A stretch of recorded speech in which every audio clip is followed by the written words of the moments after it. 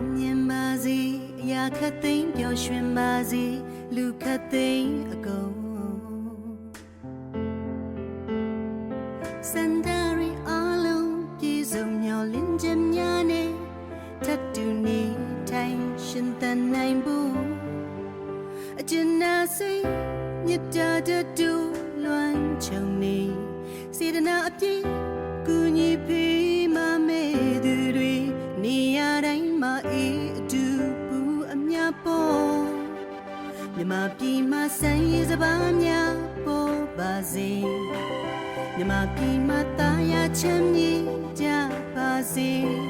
နှလုံးသားလာသူများတိုးတဲ့တိုးပွားကိုစိတ်နှပါရှင်လန်းချမ်းမြေပြေဆုံးဒီမြေဒီရဲ့ငြိမ်းချမ်းစေဖို့